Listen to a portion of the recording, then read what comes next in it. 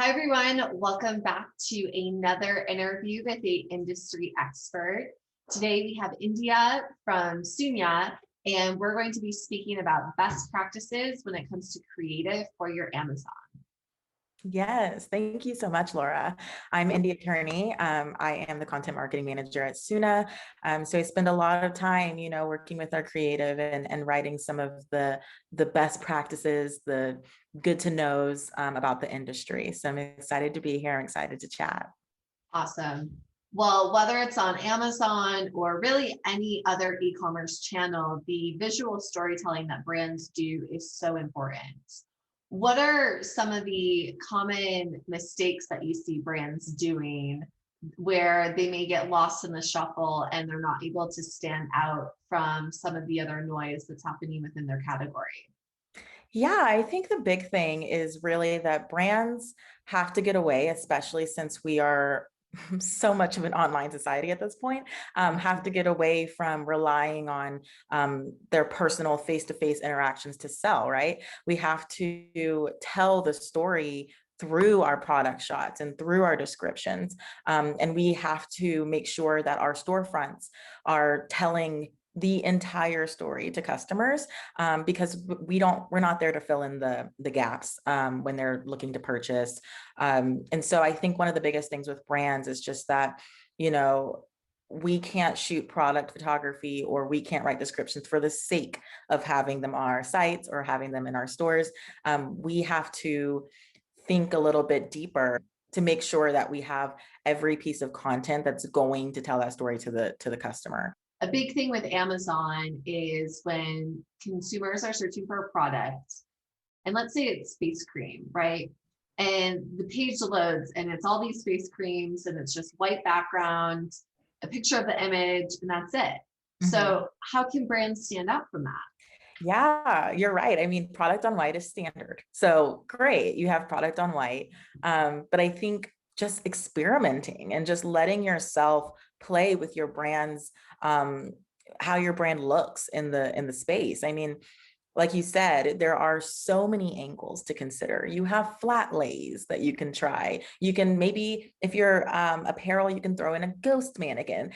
You can do all sorts of things that are kind of playing with how you simply are tweaking a photo. And it would be really surprising, I think, to a lot of people how much of a difference that can make. We're talking about playing with shadows and background colors. You can have a lot of fun and your customers will have a lot of fun, looking through your product images and understanding it a little bit differently than maybe you've thought to present them in the past. I always like to ask professionals in the creative space this question. What photography styles or designs just they need to die? They need to be done with. Like brands are still trying to do it, but it's not 2017 anymore. It's 2021.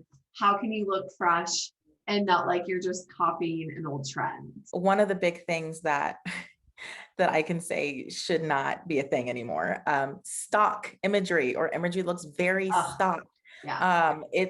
It's not going to work anymore. It's one of those things that we are expecting to see your product in a very true form. Everybody is aware of stock imagery at this point. So anything that appears stock, appears very basic, seems like it's not very unique to your brand and your product specifically.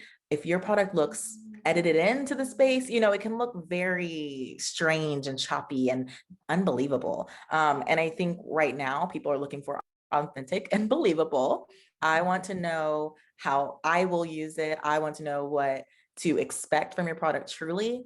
And if it feels like that's not clicking 100%, it really can influence buying or purchasing decisions. Right? And all And it takes is just, one or two at the very least good photos. If you can get those, it just makes a world of difference. It makes a world of difference. now, what about 3D renderings? Mhm.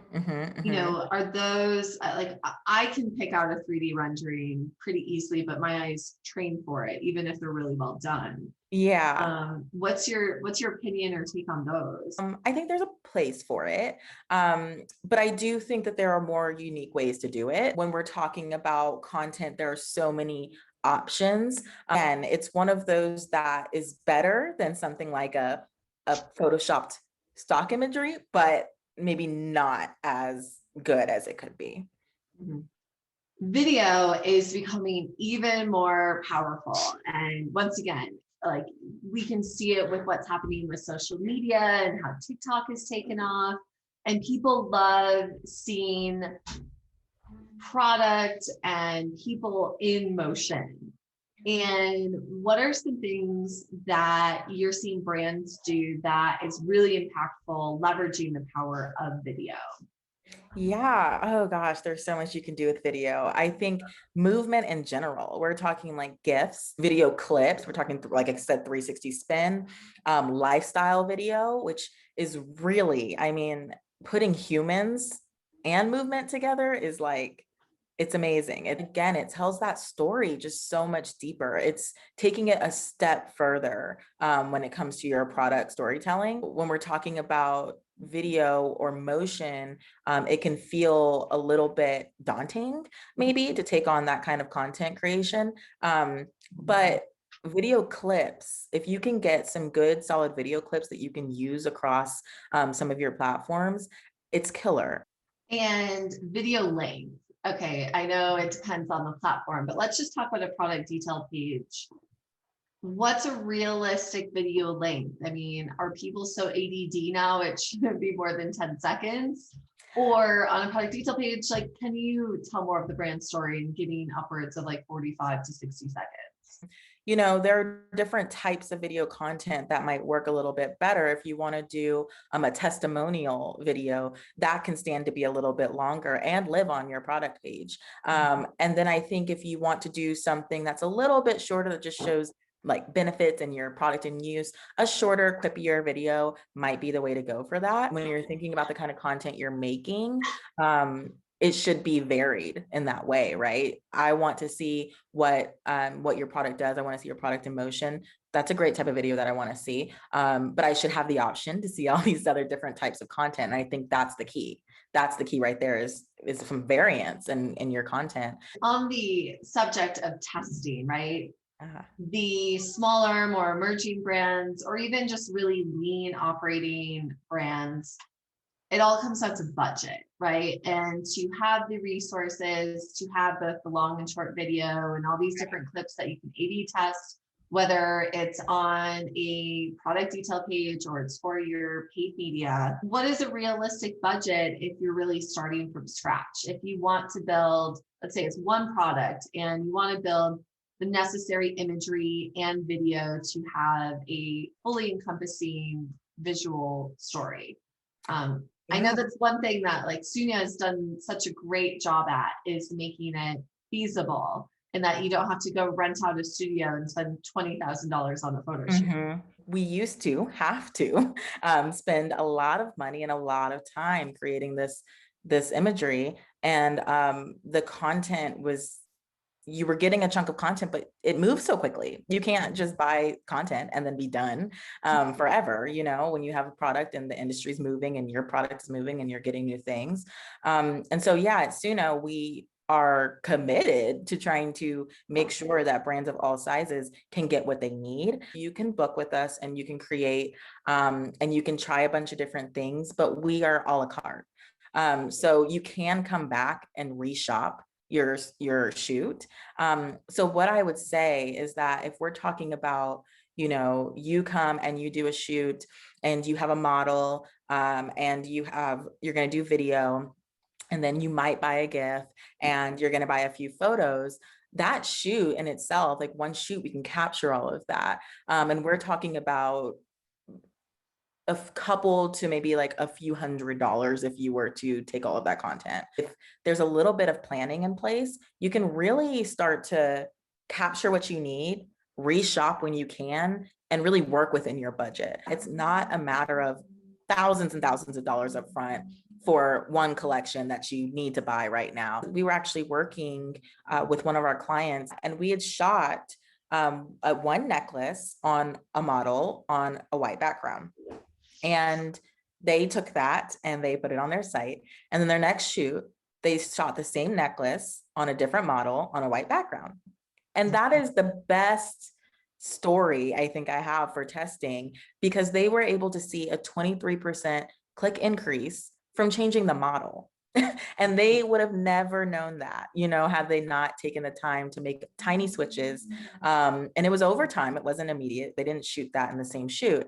And so it was one of those things where it's like, hey, come back and try again in a slightly different way, when you have the budget, and turn things on and just see.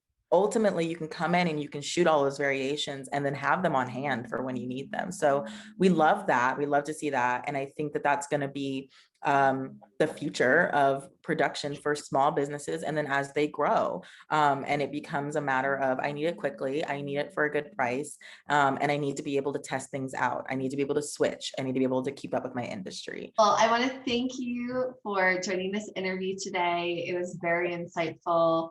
The world of visual storytelling, I think, will continue to change. I hope to stay in touch, and maybe we'll do another check-in a year from now on what has changed in the industry. Absolutely. And there will be a lot, I'm sure. Awesome. And if anyone wants to learn more about Sunya or connect with you, what's the best way for them to reach out?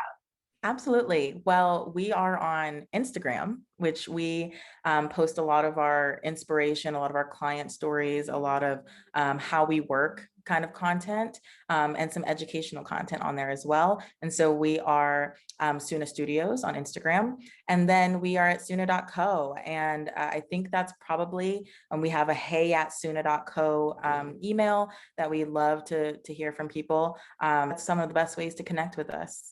Awesome. Thank you so much. Yeah.